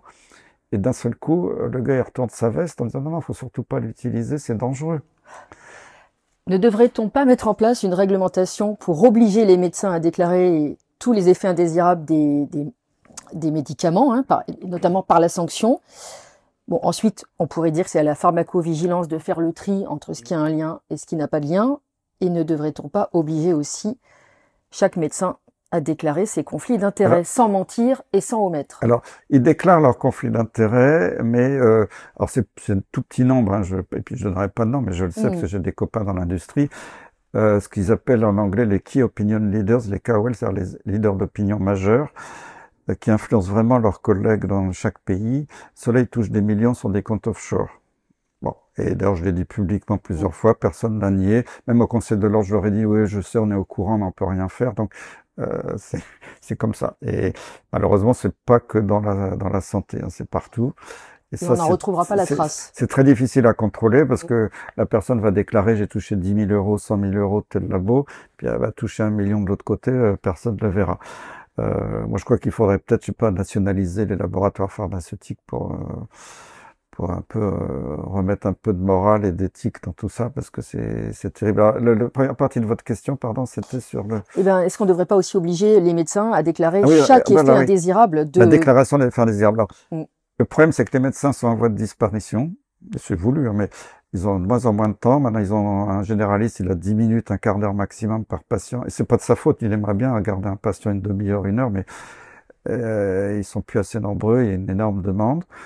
Donc, ils n'ont plus le temps de faire tout ça. Moi, quand je déclarais un effet secondaire il y a 20 ans, c'était sur une feuille de papier, bon, c'était anonymisé, bon, on cochait, tac, tac, tac, ça prenait avec un stylo bille 3 minutes. On m'envoyait par fax à l'agence du médicament, je sais plus où, et c'était fini. Maintenant, il faut passer une demi-heure sur Internet, tout mettre plein de détails administratifs. Le médecin, il n'a pas le temps. Alors, il va le faire s'il y a un truc très grave, parce que là, il se sent obligé. Si c'est juste une petite allergie, un truc, il va dire, bon, puis en plus, dans le Covid, comme on les a obligés à inoculer, il y a des médecins qui se sont dit, peut-être j'aurais pas dû faire ça un jour, je vais me faire attaquer, même si le gouvernement leur a dit qu'ils étaient protégés. Ils veulent pas reconnaître devant une famille que il y a quand même une bonne chance que l'effet secondaire soit lié au pseudo-vaccin Covid. Donc en plus là, il y a une réticence. Et puis alors, les médecins étaient rémunérés pour inoculer les pseudo-vaccins, faire des demi-journées, mais pour déclarer, ils sont pas rémunérés. Donc c'est pris sur leur temps. C'est pas rentable. Et moi, il y en a qui l'ont fait au début, puis ils ont dit on passe des heures à faire les déclarations. Donc il faudrait leur simplifier la tâche. Simplifier les questionnaires d'enquête, éventuellement qu'ils soient rémunérés, ce serait une incitation aussi à le faire, parce qu'on sait que il y a que entre 1 et 10% des effets secondaires qui sont déclarés. Alors plus ils sont bénins, moins ils sont déclarés, c'est normal, mais ce qui est déclaré, c'est très peu, et ça c'est pas normal. D'ailleurs, savez-vous si ces fameux 11 vaccins obligatoires ont créé des accidents graves chez des bébés en France? Alors, il y a toujours eu les morts subites du nourrisson, donc qui existaient avant. Il y a eu, on peut pas exclure totalement qu'il n'y ait pas une fois exceptionnellement un vaccin, mais on sait qu'il y a des études qui ont montré que c'était pas forcément lié au vaccin, parce que d'ailleurs, il y a eu une mode dans les années 60 de faire dormir les bébés sur le ventre. Puis il y a eu beaucoup de morts subites, et le jour on a dit aux mamans, il faut les remettre sur le dos, les morts subites ont chuté en nombre. Il y a eu des études aussi qui ont montré que la mort subite était liée quelquefois à des coqueluches qui passaient inaperçues. Parce qu'à une époque, comme le vaccin coqueluche n'était pas très répandu, quand j'étais interne ou jeune assistant, j'ai connu des salles entières de coqueluches dans le vieil hôpital Claude Bernard, Porte d'Aubervilliers, où les nourrissons étaient en détresse respiratoire. Parce que maintenant, coqueluche, les gens disent, oh, c'est rien, pourquoi on nous vaccine, ça sert à rien. Bah si, il y avait des morts d'enfants de coqueluche encore dans les années, début des années 80. Moi, je les ai vus, les gamins, je m'en occupais dans la salle. Hein. Donc, attendez, j'ai perdu le fil de la question, c'était les bébés et les accidents graves. Ah oui, c'est ça, là, les morts subites, ça a toujours existé. Probablement que c'est des coïncidences, c'est dû à l'immaturité du système nerveux. Et comme elles surviennent à l'âge où on fait les premiers vaccins, forcément, quasiment toutes les morts subites ont eu un vaccin un peu de temps avant. Alors c'est vrai que si vous faites vacciner votre nourrisson, puis que le lendemain il fait une mort subite, vous pourrez pas enlever la tête d'une maman que c'est pas lié au vaccin. Mais pour moi, je connaissais un médecin. C'est un exemple qui m'avait frappé. Il devait se faire vacciner contre la grippe parce qu'il était dans une entreprise. On lui a dit, bon, il avait pris un rendez-vous à l'infirmerie le lendemain. Et puis le lendemain, il avait beaucoup de travail, il a oublié, il n'avait pas le temps, il n'est pas allé à son vaccin. Grippe, bon, un vaccin banal. 15 jours après, il démarre un syndrome de Guillain-Barré, avec paralysie et tout ça. Bon, il m'avait dit, si jamais j'avais eu le vaccin, personne n'aurait pu m'enlever de la tête que c'était pas lié au vaccin. Guillain-Barré, on sait que la première cause, c'est pas du tout les vaccins, ça peut être la grippe naturelle, ça peut être des bactéries intestinales du groupe Campylobacter. C'est une maladie, en fait, un peu auto-immune où le système nerveux est agressé par la propre immunité de l'individu. Ça peut être déclenché par des facteurs infectieux. Et il y a des cas tout à fait probables et prouvés où c'est lié à des vaccins, hein, on sait. Bon, c'est une maladie, heureusement, dont on récupère la plupart du temps, mais ça peut être très grave, il y a quelques formes mortelles. Donc ça, le Guillain-Barré, c'est connu. Mais vous voyez, il y a des gens qui auraient pu avoir l'injection ce jour-là, ils l'ont pas faite, ils ont fait l'effet secondaire. Donc c'est pour ça que c'est très difficile. Et c'est pas... En science, c'est un domaine qui est très difficile à évaluer. Ça, c'est la faute à personne, hein, c'est comme ça. Alors c'est normal que dans le doute, quelquefois, les juges indemnise les victimes, parce que comme on pourra jamais le prouver. Mais c'est pas parce qu'un juge a indemnisé une victime ou soi-disant victime d'un vaccin que c'est la preuve scientifique que le vaccin est en cause. Ouais. C'est juste que la justice, et ça je trouve c'est le côté positif de la justice, dans le doute, va toujours faire bénéficier la victime ou éventuellement. Non, parce que quelquefois ça a été dit, ouais, ça y est, GSK ou Sanofi a été condamné pour tel vaccin à payer une indemnité. Et les gens pensent que c'est une reconnaissance scientifique de la responsabilité, pas du tout. Mais ça, je critique pas la justice sur cet aspect-là, ça me paraît humain, quoi. S'il y a un gros doute qu'on ne fera jamais, bon, ben, dans le doute, on indemnise. Une maman récemment me demandait comment justifier justement l'obligation de vaccination contre la rougeole, puisqu'il n'y a que 2 morts par an. Ça... Ben, alors, la rougeole, c'est vrai, bon, par exemple, c'est un exemple dans ma famille, mais il se trouve que le frère, moi, je suis un fils de vieux, donc mon père était âgé, mais son petit frère qu'il adorait, était mort de la rougeole petit. Ma grand-mère, quand ma mère était enceinte de moi, ma grand-mère est morte de la diphtérie. Ma mère a perdu une de ses petites sœurs de la coqueluche. Moi, quand j'étais à l'école primaire dans les années 60 à Paris, un de mes copains de classe qui n'était pas vacciné a fait la polio et s'est retrouvé en poumon d'acier. Donc, rien que dans ma famille autour de moi, il y avait des maladies comme ça très graves, mortelles. Donc, ça a toujours existé, ces maladies, et c'est les vaccins qui ont vraiment fait disparaître. Et là, la question précise, c'était... parce que cette maman se demandait pourquoi obligé à vacciner contre la rougeole. Ah oui, c'est pour la rougeole. Mais le nombre de morts de rougeole, ouais, parce que je parlais des autres maladies, j'ai perdu le fil de la rougeole. C'est vrai qu'en France, on meurt très peu de la rougeole. Mais dans les communautés qui vaccinent pas du tout, de temps en temps, il y a un mort ou deux. Bon, c'est rare, mais ça peut arriver. Il y a quelques formes sévères. Alors qu'en Afrique, où il y a de la dénutrition, surtout une carence en vitamine A, ça a été bien montré. Par les habitudes alimentaires. Par exemple, dans certains pays, notamment des pays africains, la mortalité par rougeole est beaucoup plus élevée. Donc le vaccin pourrait plus se justifier, mais c'est vrai que si on avait une alimentation correcte, une supplémentation en vitamine A, on pourrait avoir une chute de la mortalité par rougeole. Alors, la rougeole, c'est vrai qu'il n'y a pas beaucoup de morts. Alors, surtout, on a oublié ça aussi, parce que quand je suis arrivé à Garches, fin 94, il y avait encore des victimes de la rougeole, maladie naturelle. Ce qu'on oublie, c'est que c'était rare, mais c'était quand même plus fréquent que les effets secondaires, soi-disant, du vaccin. C'est que les enfants qui guérissaient de la rougeole, certains gardaient le virus, avaient des dégâts neurologiques à long terme. Ce qui s'appelait les leucoencéphalites sclérosantes subaiguës. Ça, c'est des enfants qui guérissaient sur le coup de leur rougeole, puis d'un seul coup avaient une fonte musculaire, des paralysies progressives, et se retrouvaient ad vitam aeternam malheureusement, comme des légumes. Alors, c'était pas des vraies réanimations, ils appelaient ça réanimation à Garches à l'époque, mais il y avait des salles entières des gamins qui avaient un respirateur au long cours, qui avaient un contact un peu avec leurs parents qui venaient leur rendre visite et qui étaient complètement paralysés au fond du lit. Et ça, c'était des séquelles neurologiques graves de la rougeole, et ça a totalement disparu avec le vaccin. C'est pour ça faut pas oublier ce que les maladies réelles donnaient, parce que comme on les voit plus, les gens ne voient plus que le vaccin et quelquefois les rares effets secondaires du vaccin. Mais si on supprime par exemple le vaccin rougeole, on verra réapparaître les leucoencéphalites de la vraie rougeole. Ça, c'est évident, c'est mathématique. Et il y aura et là, il y a des parents qui vont pleurer, mais pourquoi on n'a pas vacciné mon enfant?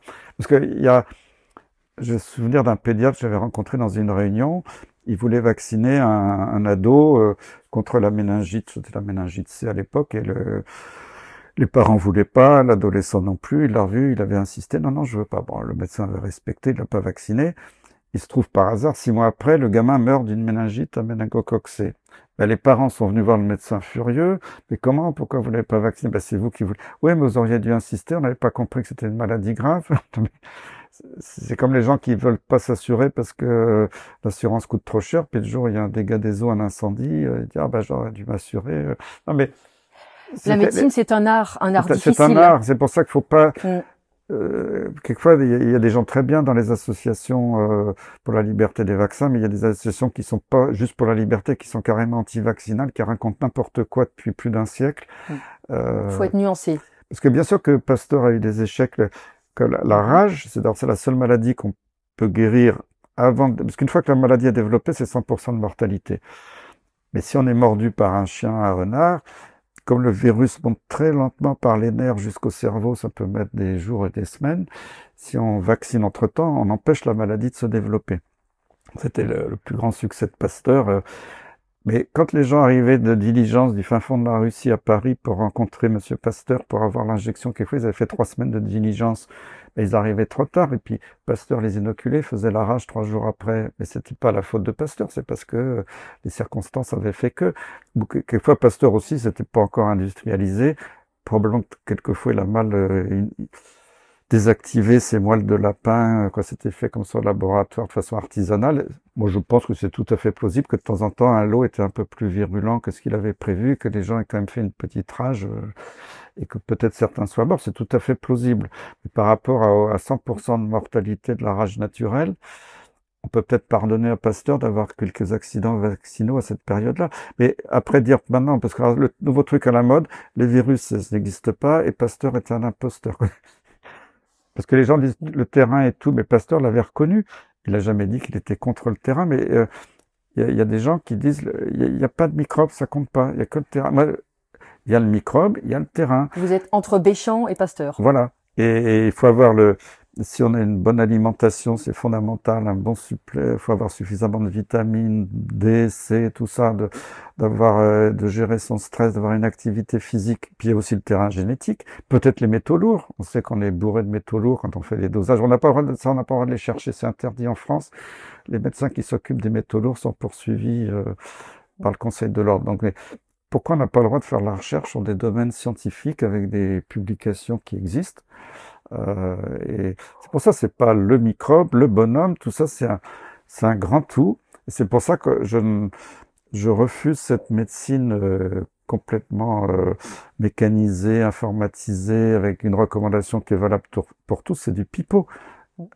C'est un art humaniste. Le médecin doit tenir compte du terrain familial, personnel, des antécédents. On fait pas le même traitement pour tout le monde. Même si une étude randomisée dans la polyarthrite rhumatoïde qui va dire voilà le traitement miracle contre placebo ou contre un autre traitement, vous faites ce traitement à toute votre population, vos patients polyarthrite rhumatoïde, il y en a 20% qui vont vous sauter au cou, non, c'est génial, ça marche super bien. Il y en a 20% qui vont dire, écoutez, votre traitement, je suis désolé, ça marche pas du tout, même s'il le prend bien. Et puis les autres, ils vont dire, bof, bof, ouais, j'ai été mieux, mais c'est en train d'échapper, donc le médecin va sortir un nouveau médicament. Bah ouais, dans certains cas, ça marche pas bien, j'ai une autre solution. Mais que les gens arrêtent de dire, c'est publié dans le Lancet, une étude randomisée, voilà, c'est le traitement miracle ad vitam aeternam. Dans la maladie de Lyme, les gens continuent à dire, il y a une étude randomisée qui date d'il y a 20 ans qui a montré que l'antibiothérapie prolongée ne marchait pas dans les formes chroniques. Parce que pour protéger l'armée américaine, on dit qu'il n'y a pas de forme chronique de la maladie de Lyme, c'était aussi une arme de guerre. Bon. L'étude soi-disant traitement prolongé, c'était 3 semaines de traitement. C'est pas un traitement prolongé, 3 semaines de traitement chez les gens qui ont des paralysies, des trucs graves. Il faut des mois de traitement pour... Encore, ça marche pas à 100%, mais on peut en guérir beaucoup si on fait un traitement suffisant. Moi, j'ai fait ça pendant 20 ans. Alors maintenant, on n'a plus le droit de faire j'ai voulu faire des études avec des traitements plus prolongés contre placebo et tout ça. On n'a pas le droit parce que c'est déjà démontré que ça marche pas. C'est des gens qui sont dogmatiques, même si l'étude était mauvaise, elle était conçue pour ne rien montrer exprès. C'est une mauvaise foi totale et moi je refuse qu'on nous mette dans des cases. Et puis toutes ces recommandations, je trouvais ça très bien au début. Moi j'ai participé à ça il y a 20 ans. Au début, c'était des recommandations pour aider le pauvre médecin qui n'avait pas le temps de tout lire, tout ce qui Moi, on lui mâche un peu le travail, on dit voilà ce qui est publié, on vous recommande plutôt ça dans telle situation. C'est très positif. Et petit à petit, on a transformé les recommandations en obligations de fait, même si c'est pas inscrit dans la loi. Mais maintenant, si un médecin ne suit pas la recommandation, ben, la Sécu menace de plus rembourser le patient, menace même de le Conseil de l'ordre va menacer le médecin de radiation. C'est totalement illégal. Le médecin doit garder sa liberté de prescription. Ne devrait-on pas changer les règles pour mieux prendre soin des victimes des vaccins? C'est-à-dire qu'elles reçoivent souvent des indemnités dérisoires, c'est le parcours du combattant. N'oublions pas aussi que l'ONIAM, qui est l'Office national d'indemnisation des accidents médicaux, c'est de l'argent public. Est-ce qu'on pourrait pas aussi imaginer que l'État pourrait, par une nouvelle loi, se retourner contre les fameux labos? Alors oui, lorsqu'il y a un petit peu, non, ce que je disais, c'est que c'est très difficile de prouver. Alors après que, faut pas non plus indemniser tout et n'importe quoi, mais pour des effets secondaires graves, s'il y a un gros doute, moi je suis plutôt pour indemniser, faciliter ça, c'est normal. Après la dernière partie de votre question, c'était Eh bien, que l'État puisse se retourner contre les labos. Ah oui, c'est ça, parce que l'industrie pharmaceutique, c'est ça que je voulais dire, elle a beau jeu là-dedans, parce que elle se dédouane en disant ben, c'est pas de ma faute, c'est à l'État d'indemniser. Et alors, le pire du pire, ça a commencé aux États-Unis il y a plus de 10 ans, 15 ans. Déjà pour les vaccins standards, je parle pas du pseudo-vaccin Covid, ils avaient obtenu que s'il y avait des effets secondaires, ils n'étaient pas responsables et que c'était au gouvernement de se débrouiller. Bon. Et moi, naïvement, j'avais dit, oh, ben, ça viendra jamais en Europe, ou pas en France quand même, on est plus humaniste ou plus. Eh ben, ça nous est tombé sur le pif, et notamment avec le Covid, où les fabricants savaient très bien que leurs produits marchaient pas, que c'était évalué à la va-vite, qu'il allait y avoir plein d'effets secondaires. Et puis, on n'est pas responsable, c'est le gouvernement. Et ça, c'est absolument dégoûtant. Il faudrait revoir ces clauses. Et surtout, d'avoir une transparence sur les contrats, parce qu'on n'arrive pas à avoir les contrats. C'est ça, c'est pas normal non plus. Mon avant-dernière question porte sur le garde-asile. Donc je reprends les arguments des personnes qui émettent de gros doutes concernant ce vaccin. Je fais donc mention aux arguments cités par l'association Parents et Citoyens de France. Donc j'ai quelques arguments. Alors, je vous les cite, vous me direz ce que vous en pensez. Dans 90 à 97% des cas, les infections provoquées par les HPV ou papillomavirus disparaissent spontanément sans signe clinique. Deuxièmement, il n'existe aucune preuve... On va faire une par une parce que oui, on peut les étayer une par une. Donc voilà. Alors le HPV, quasiment toute la population un jour ou l'autre le finit par le choper, donc c'est la transmission sexuelle. Alors c'est vrai qu'il y a des formes totalement inapparentes, des gens qui voient jamais qu'ils ont attrapé le HPV, puis il y a un tout petit pourcentage qui va développer des lésions précancéreuses qui, 10 ans, 20 ans après, peuvent se transformer en cancer. Le plus connu, c'est le cancer du col de l'utérus. Chez l'homme, ça peut être le cancer du pénis. Quelquefois, bon, s'il y a des relations anales, ça peut être anal aussi. Et des cancers ORL, quelquefois, mais qui sont plus rares. Hein. Bon, voilà, on sait que ces HPV favorisent des cancers, ça c'est certain. Après, il y a des sérotypes beaucoup plus cancérigènes, les uns que les autres. Après, pourquoi ça se réveille plus chez un alors que chez l'autre, le virus va rester à dormir et jamais faire de cancer, on n'en sait fiche trop rien.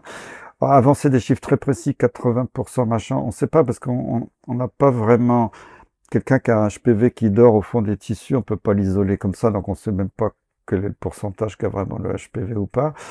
Après, ce qui est certain, de dire que les lésions précancéreuses, la plupart disparaissent toutes seules, c'est pas très vrai, parce que quand on a une lésion précancéreuse, c'est pour ça qu'on la surveille, parce que souvent, au fil du temps, elle finit par dégénérer. Alors, c'est vrai qu'il y a des chanceux qui, après 20 ans de lésions précancéreuses, développent jamais le cancer. Peut-être aussi, ils ont changé de mode de vie, de stress, de moins de stress, meilleure alimentation, d'autres facteurs qui jouent.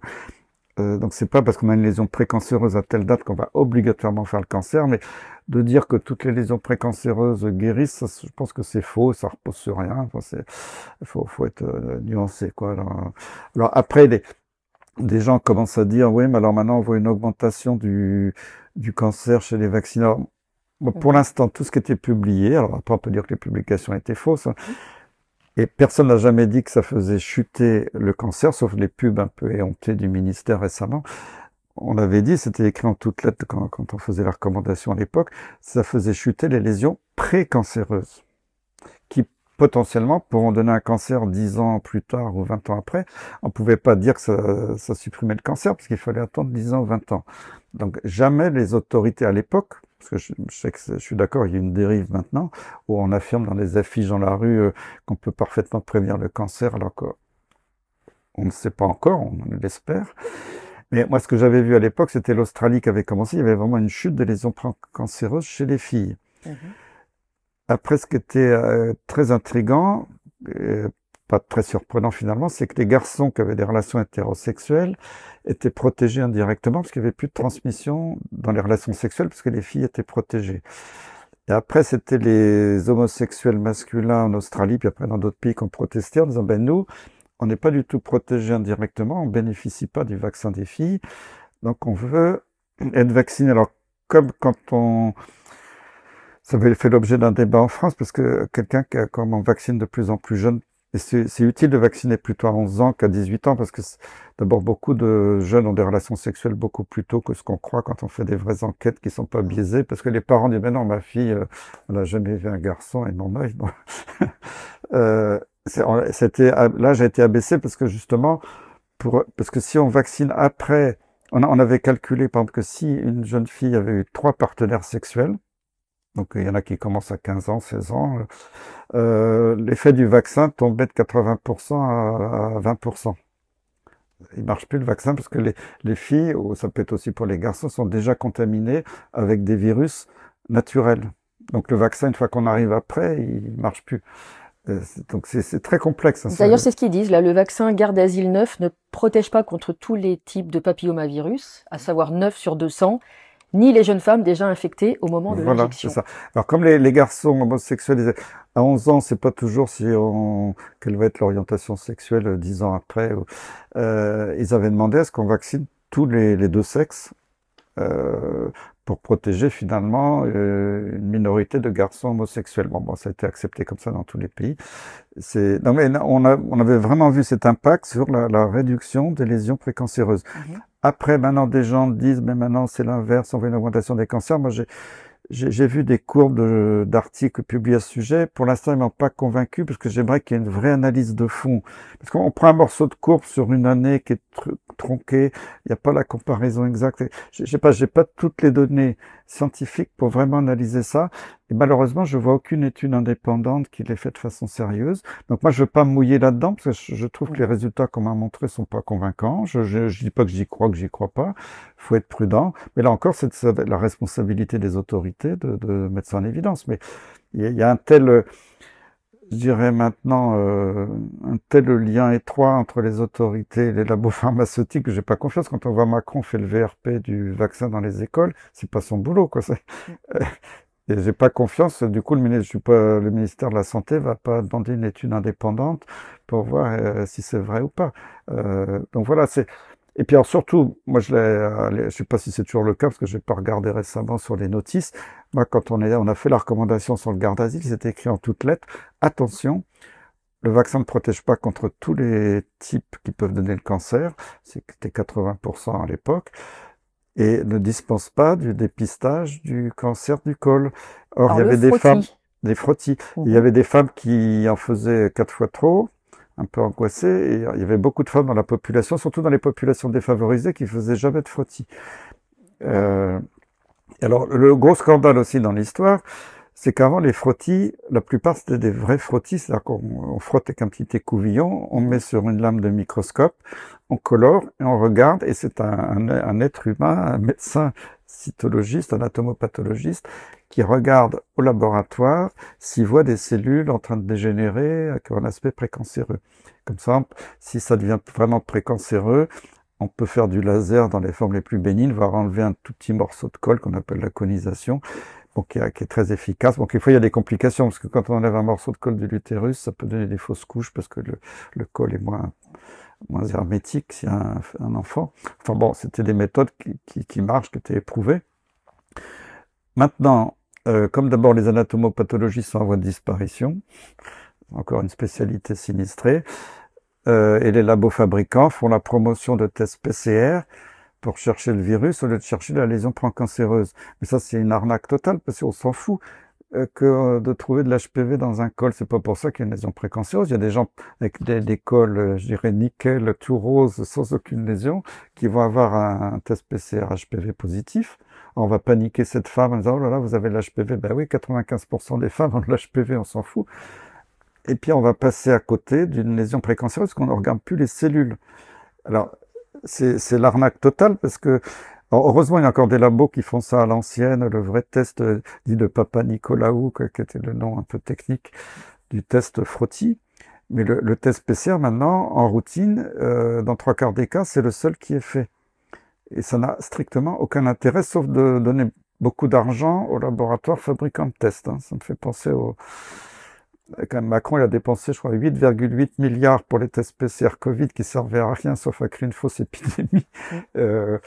Donc, c'est des... Là encore, je trouve que c'est malsain. Faudrait tout voir ça à plat avec des gens totalement indépendants de l'industrie pharmaceutique, des vrais méthodologistes qui soient pas sous influence. Malheureusement, on en a vu qui étaient beaucoup sous influence de l'industrie. Donc, c'est du boulot, hein. Faut remettre tout ça à plat, hein. Donc, c'est pour ça. Moi, je suis toujours un scientifique pur et dur. Je veux pas être partisan dans un sens ou dans l'autre. Il y a des défauts d'un côté et de l'autre.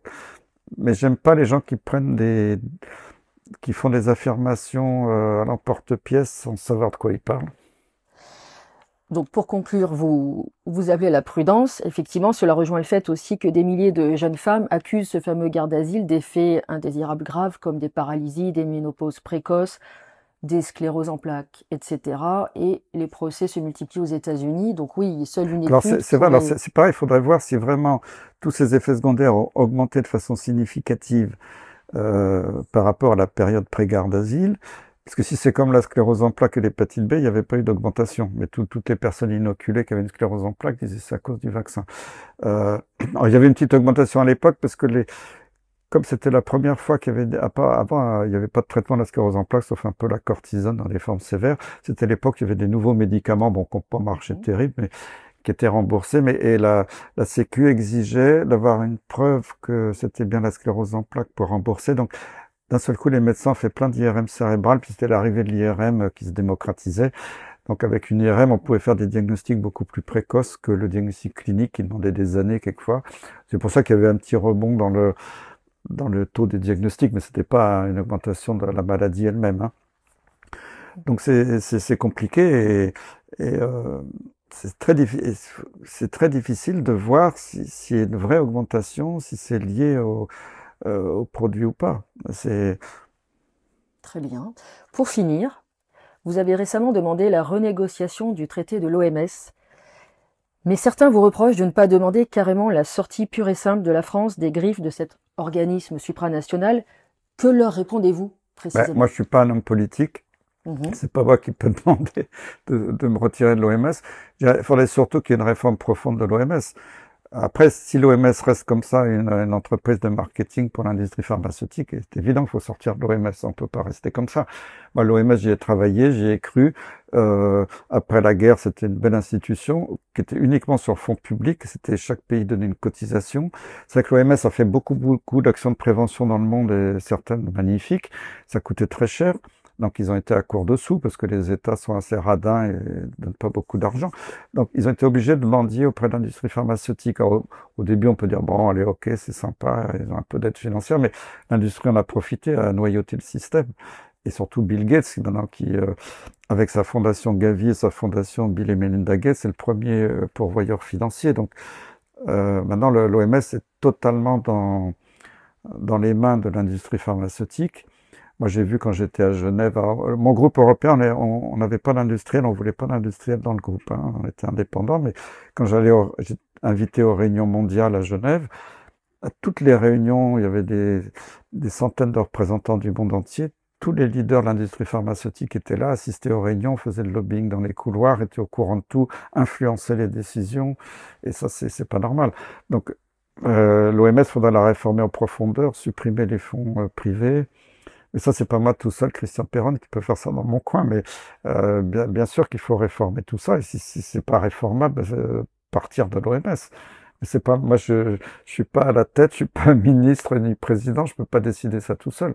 Mais il faut moi, j'ai fait cet appel, c'est pour que les gens se réveillent, interpellent justement leurs députés, leurs maires, les gens qui ont un pouvoir politique, pour qu'ils réalisent. Parce que si je vais voir le député, le maire de mon coin, il va dire, bah, l'OMS, c'est très bien, c'est une belle institution pour la santé du monde. Ils savent même pas comment ça fonctionne, c'est même pas leur truc. Donc c'est pour ça que j'ai fait cet appel, pour que les gens réalisent, attention, on est en train de vous arnaquer et d'essayer de prendre le pouvoir au-dessus des États sous prétexte de santé publique. Et c'est de la suppression totale de nos libertés. Et puis en plus, faut pas oublier que euh, déjà avant le Covid, l'OMS avait changé le critère de définition d'une pandémie. Une pandémie, c'est une épidémie qui touche tous les continents, mais qui tue. Quand j'étais petit, on apprenait à l'Institut Pasteur, une pandémie, il y a des morts. Là, on peut déclarer une pandémie avec 0 mort. Et c'est le Tedros, là, le directeur de l'OMS, tout seul dans son bureau, qui va décider, ah ben tiens, il y a une nouvelle pandémie, ils vont sortir un virus du chapeau. Ce virus, il est très dangereux. Il y a déjà eu des malades graves en Italie, je sais pas où. Faut confiner la planète, fermer les frontières. Et puis il y a le laboratoire qui dit, ah ben c'est très bien, justement, on vient de mettre au point un vaccin super pour ce nouveau virus que personne ne connaît, qui est sorti du chapeau en 3 mois. Parce qu'en plus, ah oui, Bill Gates, quand il a demandé à ce que l'OMS soit réformée, il a dit que pour le Covid, le temps de développement du vaccin avait été beaucoup trop long. Alors que c'était quelques mois, normalement il faut 10 ans. Et là, donc il voudrait que le vaccin maintenant sorte en 3 mois. Et après, Tedros, au-dessus des États, au-dessus des parlements, pourra exiger que tous les citoyens du monde reçoivent par exemple une injection expérimentale de façon obligatoire. Et c'est terrible ce qu'ils... Heureusement... Contre tous les codes. Ce que je lis, après je lis comme ça sur Internet, dans les médias, les commentaires, les réactions politiques à droite à gauche, je crois qu'il y a une levée de boucliers massive dans certains pays, notamment aux États-Unis. Voilà, comme j'étais invité au Sénat américain il n'y a pas longtemps pour parler de la crise Covid et tout ça. Les sénateurs m'ont envoyé la lettre qu'ils avaient envoyée à Joe Biden, le président américain, signée par la totalité des sénateurs républicains pour demander d'arrêter leurs bêtises là sur l'OMS. Donc c'est fort, hein, tous les sénateurs républicains. Et je sais que dans d'autres pays, ils ont dit hors de question. En Grande-Bretagne, ça s'est mis à hurler partout. Donc je pense que ça va pas se faire. Mais ils sont sournois, donc si c'est pas passé en force là, ils vont essayer de passer par petites étapes qui se verront pas, pour petit à petit arriver à leur fin. Donc il faut rester extrêmement vigilant. Vous savez, quand on n'arrive pas à passer en force par la loi, ben justement on fait des recommandations, une petite étape.